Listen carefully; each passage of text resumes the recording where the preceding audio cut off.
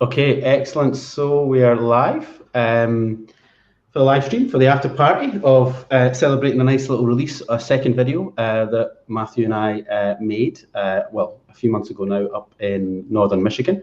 Hopefully some of you saw the Ralph Towner piece, Icarus, a week or so back, and then we just followed that up with The Glass. So I know that many of you were listening to that. Thank you so much. So people that are just like tuning in, they're tuning in on Twitter, on Facebook, and on the Gallery Guitar on YouTube. So all anyone has to do if they have a question is comment on the live stream, comment here on YouTube in the live chat, comment on Twitter, comment on Facebook, and we'll see that. We can put it on the screen and we will do our best to answer any of the questions. Keep it clean. That's all I ask, but we're already joined by a host of fantastic guitar players and friends and colleagues. It's so nice to see so many of you with us. Obviously, everybody knows Matthew Cochran from our duo and obviously playing in the last couple of days. Thomas is joining us from Philadelphia. Jose is joining us from Florida. The wonderful Bradford Werner, the curator of the amazing This Is Classical Guitar, joins us from British Columbia. And then we've got Roberto, who joins us from Glasgow, which is officially the coldest place right now on Earth. And it's just so unfair, a Chilean man in -10, in Glasgow. I don't know why we've done this to you, Roberto. I'm so sorry. And then the wonderful Uros Baric is joining us all the way from Slovenia. The best ears in the music business, so you can tell us what you think of the other accordion there, Uros. But thanks all for being here. It's like, we're just getting together before Christmas. It's so nice. So I'll shoot to anybody. What did you think of the Glass? Did you enjoy it? Thomas, what are you thinking? I did. I mean, it was so poetically done. I love your approach to it. The approach as, the concept it being metamorphosis and you bringing it to a whole other realm of music, and that's sort of where the origin of my question comes from. Mm-hmm. How did you intersect with that particular piece? When did you first hear it? Because it has a couple of contexts. So some people may learn it from one context and others may hear it from a different context. And I'd like to know how you came about it. And then I want to share just a little bit of background as well. So tell us about how you first heard that piece. Great question. I'm going to defer to Matthew on that one first and foremost. Let's see. Well, I don't know, Matthew, where you heard it first. We just it was one of those easy conversations where we were pitching around ideas. That piece came up and it was like, oh yeah, on guitar that'll sound great. I think I came across the Metamorphosis on just kind of a Philip Glass rabbit hole. Yeah. When I think of it, I actually think of washing dishes, because that's what I was doing when I first heard it, and I think it's kind of stuck, in there for some reason. Philip Glass is perfect dishwashing music for me. I don't know why. I might be taking all of the poetry out of this conversation entirely as we're talking about dishwashing music. And that's not the quote for the back of the album, right? I'll handle the quotes, eh? That's okay. Yeah, maybe moving forward, that's probably a better idea. Well, I think it's a good question. I think it's kind of a zeitgeist thing almost or not a zeitgeist, that's maybe the wrong word, but it's music's everywhere. Like, I think if you're kind of like, I'm not saying that we're all of exactly the same age, but like, you've heard this music for the last 2-3 decades, whether it be film, whether it be documentaries, whether it be adverts. It's so much of the fabric of sort of modern culture in terms of like, when filmmakers or directors are trying to express space and atmosphere and distance and longing and stuff like that. So I just feel like his music's always kind of sort of meddling around in the ether all the time. And then I've been a bit of a fan for a long time. Uros and I collaborated together in a quartet with some of his string quartet music arranged for 4 guitars, and Uros played on a record. How many years ago was that, Uros? I have no idea. I know. I feel like I'm really old now. But I think it must have been like 2016 or something like this. Yeah, something like that. And we did quite a deep dive then, and Roberto was even part of that process in sort of like, putting the scores together and helping with the arrangement process. So, bringing his music over to guitar has been something that's been going on for a long time. Matthew did the arrangement on this one, and like with those harmonics and the really low tuned A on the bass string of my guitar, again helps that expansion. But I think like with Glass, like I don't necessarily think of it as a composer whose music you would go to see in a concert hall. It's like I don't think of him like Beethoven or even like a Steve Reich, like a more in the similar vein. I feel Glass's music is a soundtrack, so for a music video it's perfect, and for this kind of realm that we're in just now, I don't know if that speaks to what you're asking, Thomas. It did, and that's spot on. I think I knew this piece in the late 80s, and I have this memory of listening to Glass play it. There was a VH special on, and he went on and played a couple of solo pieces. And this would have been in the late 80s. And I remember hearing him do that. And that was like the first moment where I thought, wow, this is crazy that it's on television like that. To watch him do it, he gets so transfixed. Yeah. His own performances. And actually, then, I got to see him play live in Victoria. It was an 1.5-hour piano concert. You can imagine, it's a lot of athletics actually, because he did that for like an 1.5 hours. But you were saying the soundtrack idea is that like an 1.5 hours of his music is possibly a little too much, but it's so lovely in films or in your video, of course. It is, but it changes the vibe when you hear like an 1.5 hours of solo piano music by Glass performed by the composer. And you're right, though, he's transfixed. He maybe wasn't even there in a way. Yeah. Like a Keith Jarrett space and just loses himself. But the piece that you chose to arrange is also used in the film The Hours. Yeah. So a lot of people may know it from that and not have known that it existed as a separate piece later. Which I think is absolutely fine, because, we accept that as like an absolute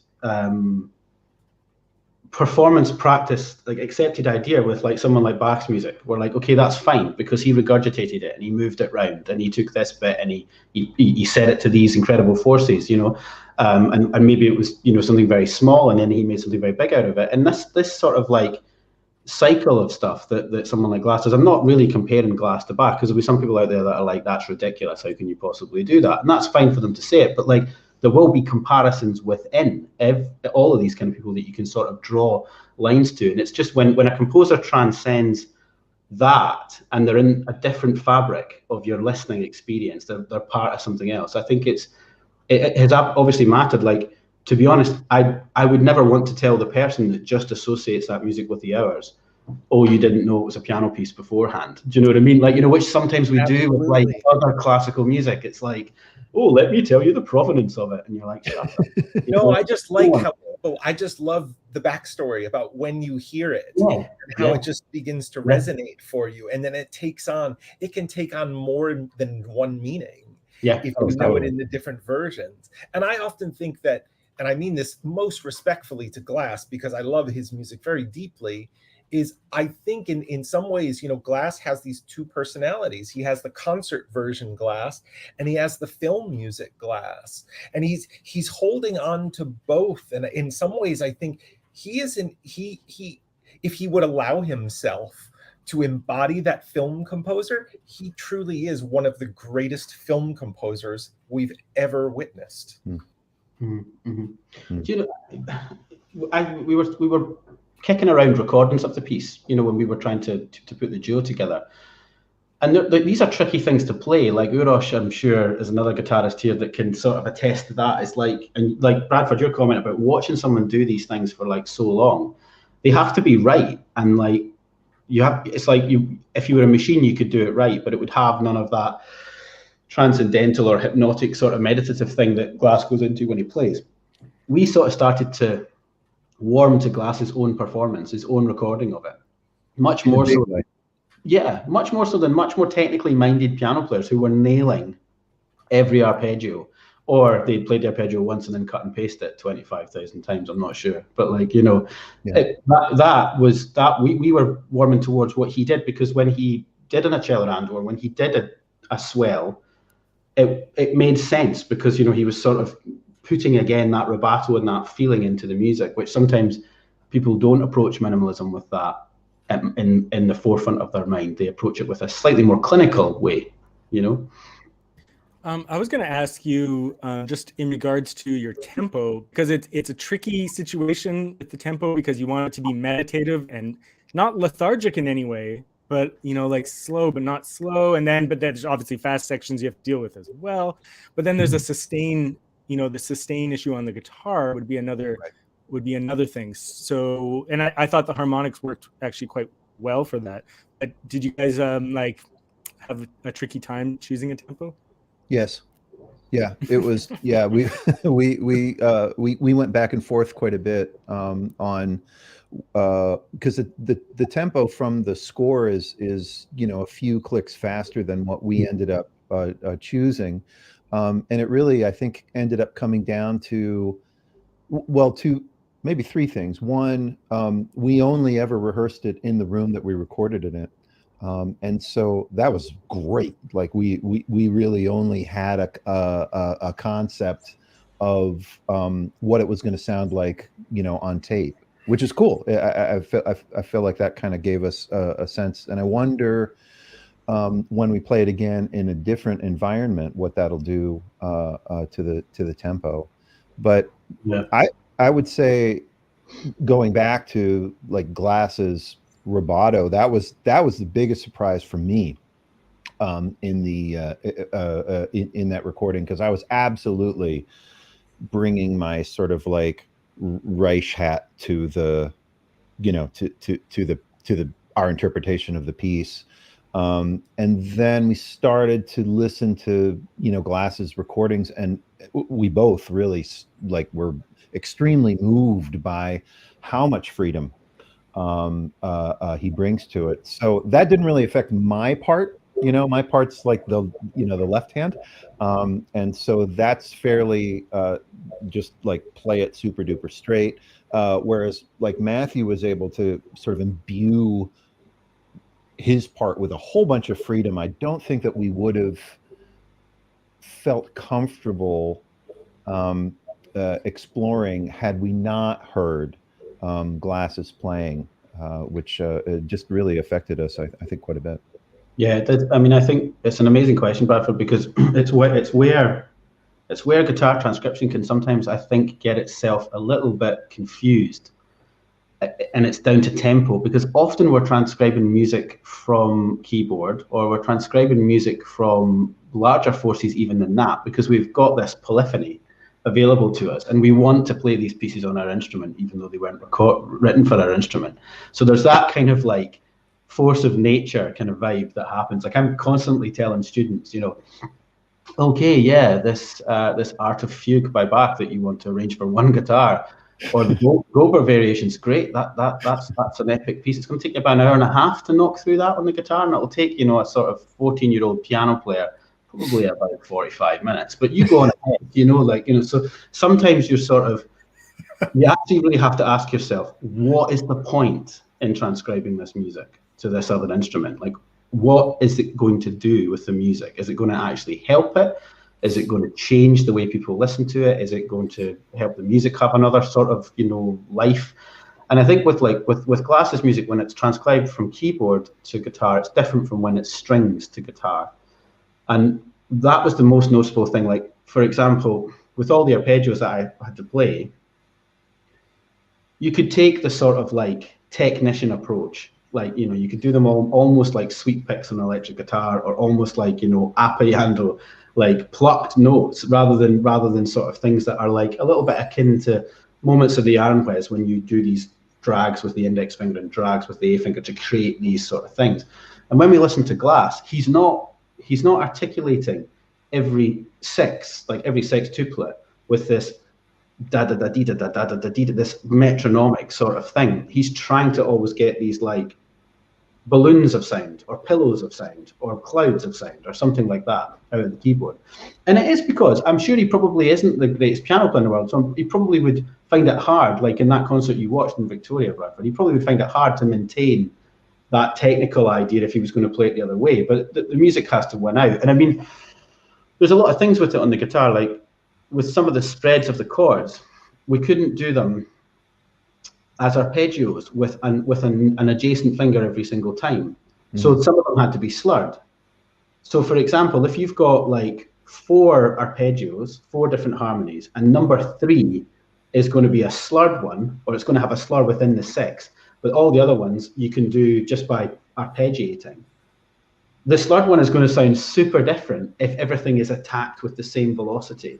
So you have to sort of change the way you play some of the simpler ones, because you know there's one coming up that because of the idiomatic nature of the guitar and the eccentricity of the guitar, you have to approach it with a different articulation. So in a way, the way I dealt with some of the arpeggios was to try and put this idea of like creating a sound, creating a texture, not being too worried about like the definition of absolutely every single note. There's I finger drags sometimes on the downward part of the arpeggios. There's A finger drags. It's not all like P-I-M-A-M-I or something like that. It's much more like a brush stroke or something like that. So that brought our tempo back a little bit from maybe what you would be accustomed to. But then the low A in the bass and the harmonics probably deal with some of those problems of sustain at a slower tempo. Has anybody else transcribed some Glass? I mean, I of course I know of the project that's on your record, Matthew, but have you encountered other? Well, first of all, have you done any other transcriptions? But also, have you encountered similar issues with your own experiences?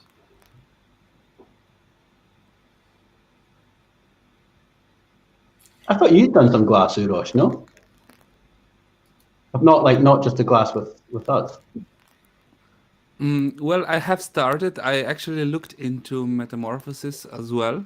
I'm actually preparing a solo album in early 2023. It's going to be called Solitude, and it kind of explores different styles of minimal music, sort of on one side connected to the film music, and on the other side to concert-based minimal music, such as Glass, Max Richter, or Steve Reich and stuff like this. So I am currently looking at some of these pieces, and Metamorphosis is something I really love. I've listened for this set of pieces for a while, and it sounds great on piano, but the way you did it, it's really amazing. I think it fits the guitar duo the best. I think it's a bit too much material for one guitar, and for 2 guitars it just works wonderfully. And I really loved your interpretation and the sound quality. I thought it fit the general vibe of the music very well. So yeah, I am transcribing some other pieces by him, but I haven't kind of decided yet on the final number. I think I'm just going for 2 short pieces at the end. Are you looking at any of the cello works? Because he has solo cello partitas. Oh, this I am not aware of. Good point. I will definitely take a look. I expect to see that on the album. Okay. You're lots of credit too. See, the real boss is spoken there. Like, you have to put that on the album now. Yeah. Or not get featured. Never be on this classical guitar. You'll be on this not classical guitar, which is like edits, Everyone has to play what I want from now on. Matthew, I better purchase the domain. This is not classical guitar right away. Wait, could you get on that? Oh, that's amazing. So it's called Solitude. I'm I'm fascinated. I can't wait to hear it. Are you going to record it in your new studio? Absolutely, yes. Very jealous. Very jealous. What have you got on the wall behind you? Some cameras, some guitars, a mini bass, and a steel string Martin guitar. Nice. Lovely. Lovely. And nice, comfortable couch for chilling out, you know. And that's actually my control room. You can see it from this side, but the whole setup I have here now is on a sit stand desk, on a electric desk that changes the height, and everything is controlled from this desk, basically, what's happening in the studio. Wow. Very cool. Well, you never know. We might come and visit you. Yeah, please do. Yeah. You're always welcome. That's awesome. That's awesome. So, Elliot, you just joined us. I had to go listen to the piece first. Ah, okay, cool. Elliot, I think your mic is crackling a little bit, or there's a little bit of interference on the sound. I don't know what it is. Really? Yeah. Oh, Is it any better? Same thing? same thing. Same thing. Yeah. If anything, it's getting worse. Sorry. I won't speak. Maybe mute the mic because it's happening kind of all the time. Sorry. Yeah, it's buzzing away. Really? I don't know why. Yeah. It sounds like there's a wasp in your room. It's very attracted to the microphone and keeps landing on it, kind of buzzing away like crazy. I don't know why. Anyway, sorry. So hopefully Elliot can get that fixed, then we can hear from him, because we'd love to hear from him. You know, Bradford, he's very close to where you are. He's over on Salt Springs. Now can you hear me better now? No, it's even worse. It's that Salt Spring Island reception. It was really bad, Elliot. I don't know why, but it keeps on fuzzing and buzzing. So I've got it muted just now, but I'll come back to you and hopefully it sorts itself out. Does anybody else have anything on the glass? Like, you know, just I mean, we can go off topic from that recording quite soon. But if anybody had anything else that they were just thinking about, please feel free to share it. Yeah. Well, I was wondering, how does this? Oh, sorry. Go ahead. No. You go ahead. I was after you. I was just going to ask, like, how do you see this piece fitting into the rest of the pieces on, because you guys recorded an album, right? So, not yet. Okay. But you have a collection of repertoire that you're building then. And so do you feel like this piece ties into anything or offers something that the other pieces you're working on?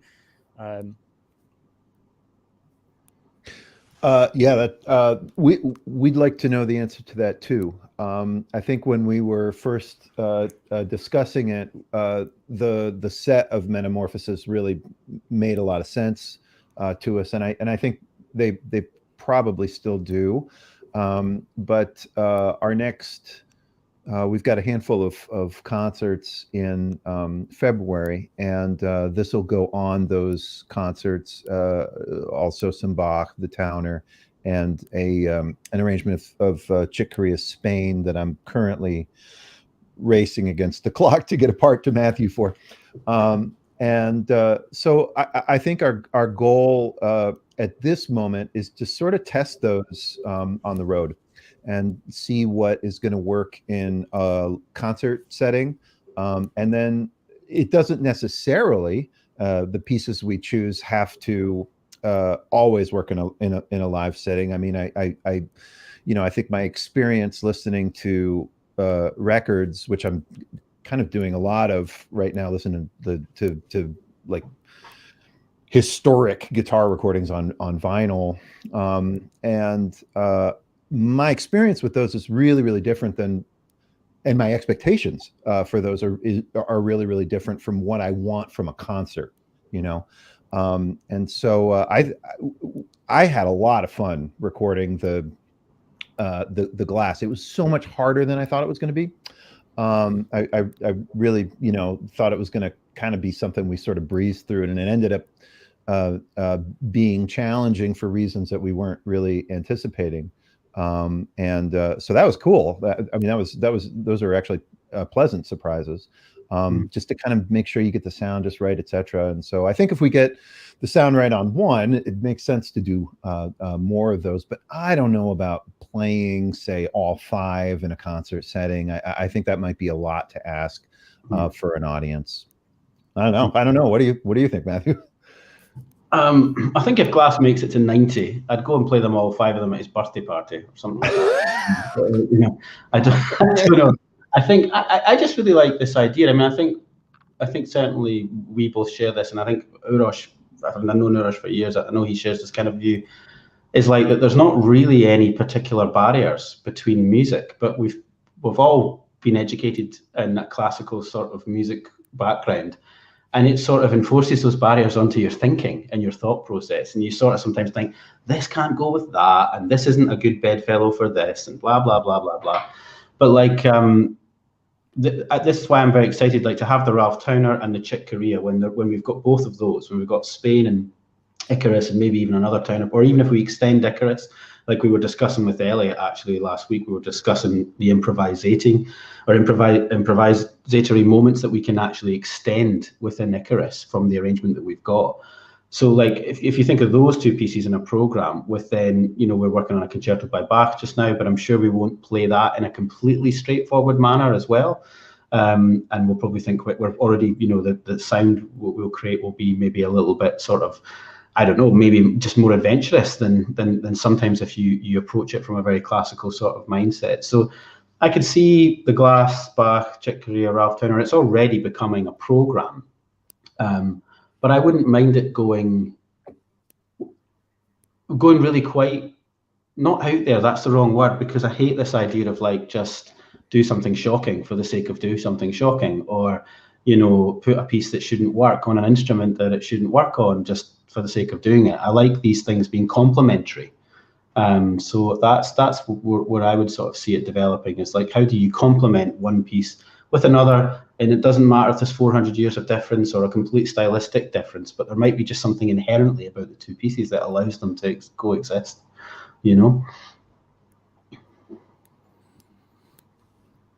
I think the more organic the whole process of selecting the works for an album is, and the more time you sort of take for this, sometimes it makes for the best results at the end. Yeah, to kind of allow space for it to grow like a human being, almost, like, Mm-hmm. Mm-hmm. And I think the composers you are mentioning, they definitely go very well together, so it could be a very nice set together.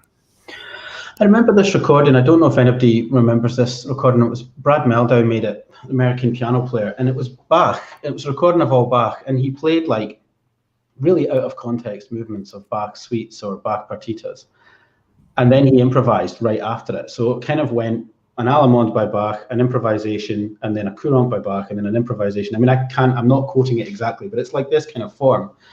And I remember listening to it a few times, and about the 2nd or 3rd time I listened to it, I would be like, is that Bach or is that Meldau, or is that what, I wouldn't be able to differentiate between the 2.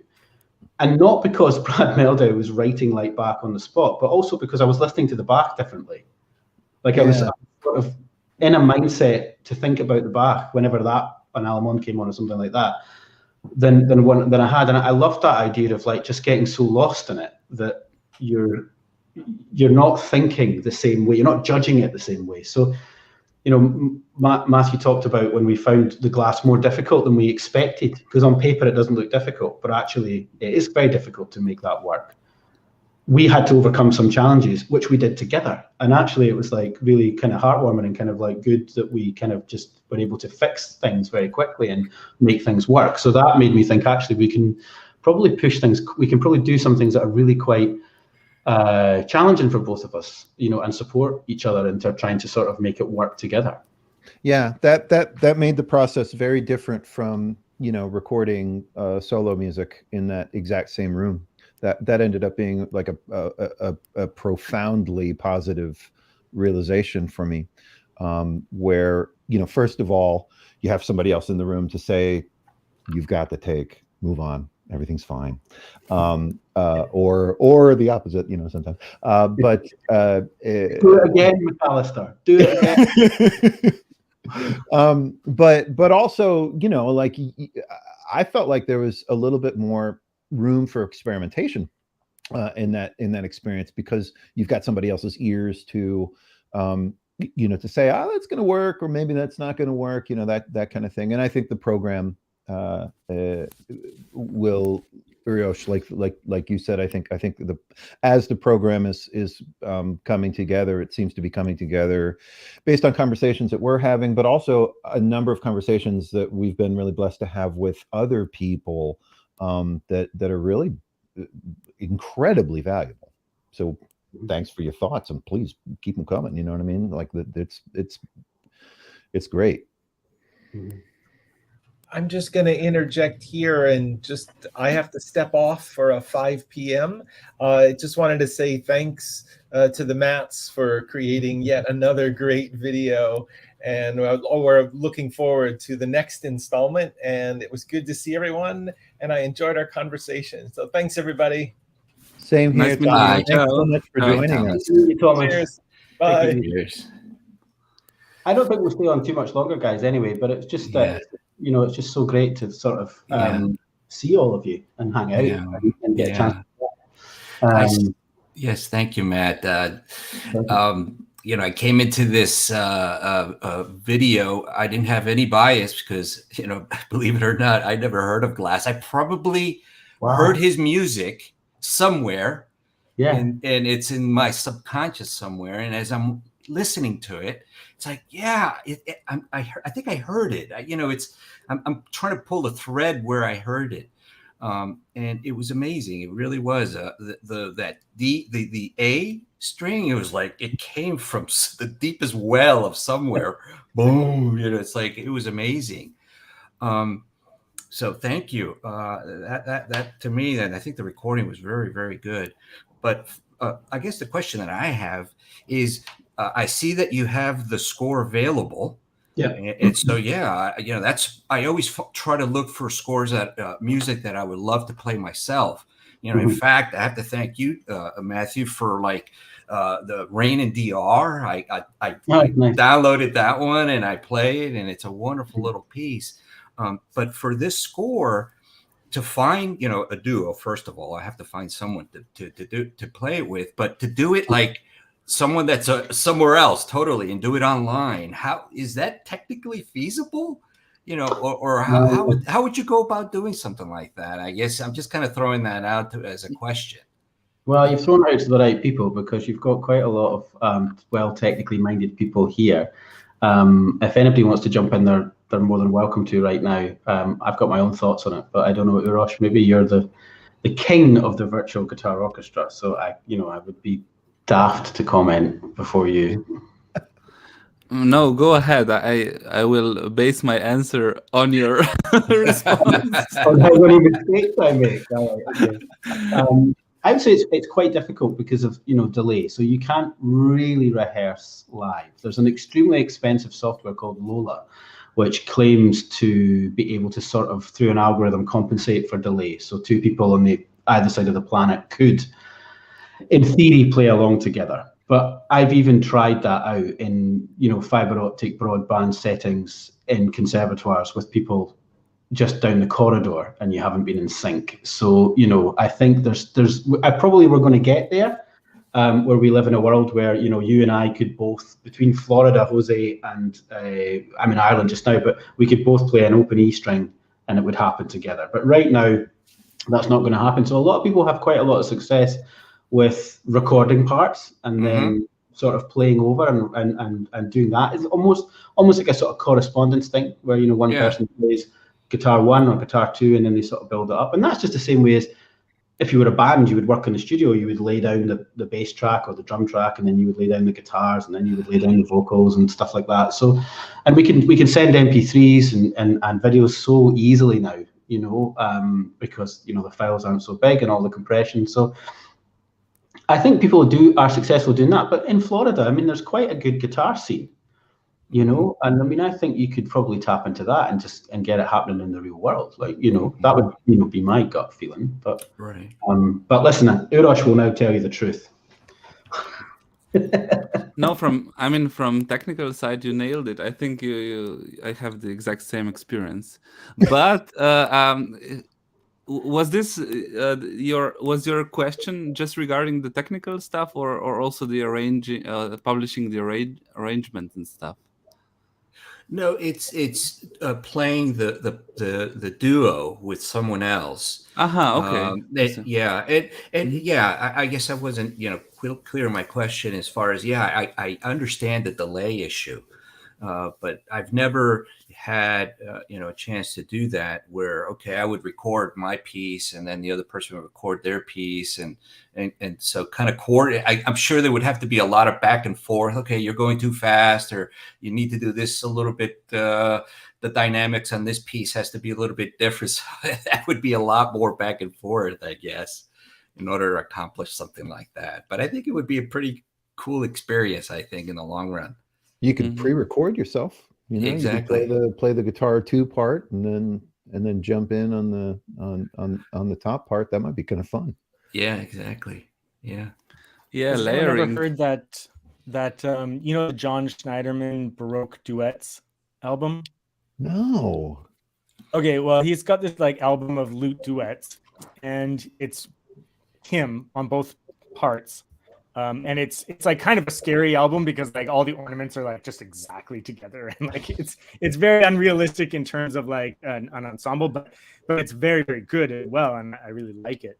But I remember talking to him about it, and he just kept playing over he would record a track, play with that track, and then re-record the underlying track to make it sound more natural, and then re-record it again. So he like recorded everything like 6 times on top of itself to try to like get it sounding like a real duet or something that he would be really in tune with, I guess. What a process. Can you imagine? Yeah, that's crazy stuff. Sounds terrifying to me. I mean, as you were both sort of talking there, I was kind of thinking like, what you want to do with recording is also sort of an interesting, I don't know, more philosophical idea. But like, you know, is it the point to just recreate what you do live, or is it to make something sort of perfect? You know, because, you know, when you said about these lute, that this guy duetting on lute with himself, Schneider, and I've never heard this, but it did make me think instantly of Bream. You know, that mad video that Bream has where he plays in a church somewhere and there's 2 of them suddenly there. And like 2 Julian Breams is literally 1 Julian Bream too many. There is absolutely Oh, I totally disagree. It's terrifying. It's like I get nightmares about that video. Literally, I find it like it's like a clown at the window. Do you know what I mean? It's like it's really scary, because I think he starts off with one and then there's another, and he's like talking to himself and like sort of egging himself on and being like, "Yeah, you're awesome. Woo, you're amazing." Like, you know, you're just like, this is nuts. Like, yeah. Malkovich. Yeah, you can see some 1970s Decca record producer being like, "Let's do it, Julian. Let's go the whole way." You know, like when somebody in the 80s said to James Galway, "You know, we can take the breaths out of all your recordings," and he was doing like, I don't know what he was playing on the flute, like, but he was playing something really virtuosic. And they took all the breaths out. So it sounds like he's got like an iron lung and doesn't breathe for like 25 minutes. Wow. And you get so stressed out listening to the recording because you're like, just breathe, man. Like, you know, it actually makes it really stressful for the listener because you're like, this is impossible. So at some point, this guy's got to breathe. So, you know, the vibrato makes up for the lost breaths. Yeah, exactly. You can drive a bus through that vibrato. But like, you know, this is the thing. It's like it's you know, when you're doing this, is a nice thing I think about where we are anyway. Certainly as a duo, is like it's quite difficult in terms of the distance. So we had like some days rehearsing. It was very intense, but then we also tried to capture that time on video and with the 2 pieces. And then Matthew will be in Scotland in February, and we'll do the same thing. We'll go somewhere in Scotland, we'll spend some time, we'll record and we'll work, and we'll probably present hopefully some Chick Corea or maybe some Bach, or it depends what we've got ready. But, you know, I absolutely think, Jose, you should find someone, and it's just about like, finding somebody who plays guitar and who's interested in exploring these things with you as well, because not all guitarists are the best at playing with other guitarists, with other musicians. You know, there's maybe sometimes a lack of experience in it. So it's finding someone who wants to pursue it too, you know, because sometimes, you know, when you go to a local guitar society or a guitar club and all that sort of stuff, it's all about everyone playing their solo piece, you know, which is fine, but somehow it's not as rewarding as when people get together and collaborate and sort of share the strengths and weaknesses that they have. So I would really, like in Florida, I would really just, you know, take the plunge, see if you can get, you know, even if you start online, getting in contact with some of the other guitar players. And the glass, I mean, I'd say the glass is kind of like not super hard, not super easy. It's kind of in the middle, but there's a lot of other repertoire that you could start with to get going. Probably a piece like that I wouldn't suggest as like the first sort of thing. You know, I would work up to something like that. But there's loads of great repertoire. I think, Bradford, you've got some duo stuff on your site as well, don't you? Do you know, a couple of little things, not that much actually. I do plan to put more, but yeah, not a lot at the moment. But it'd be great to see that as well, because I mean, it's like, I think like I'm all for guitarists getting out of the soloist zone and getting into the larger ensembles, you know. I'm going to try Elliot's mic again. Testing. Can you hear me now any better? I'm afraid that was scarier than the Julian Bream video. You sounded like Darth Vader. It's all the scotch, guys. It sounds like someone had their, what is it, that voice box removed, and they've got that device in the middle. You know, in the 80s there, you know. It's no, we need to sort that microphone out for next time.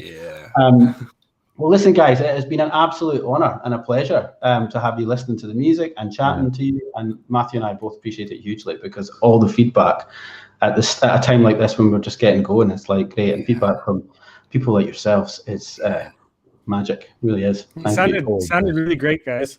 Yeah, it did. It sounded really good. Thanks, man. Thank you so much. Yeah. I hope you all have a great time in the next couple of weeks. Yes. Happy holidays. Happy whatever, you know. Happy Kwanzaa, happy holidays, happy. Absolutely. Well, I think we're building a lovely guitar community, and it'd be really nice, like, you know, as things develop, like Uros, when you've got the Solitude album coming out in 2023, we should all do this again. You know, have you on the gallery, have everybody on, listen to the album, chat about it. I think doing more of these things where we get people together and we share ideas is just so positive. And thanks for getting it started. Yeah, that's really fun. Looking forward to. Awesome. Thanks. You sounded great. All right. Ciao. All right, guys. Take care. Thank you. Nice.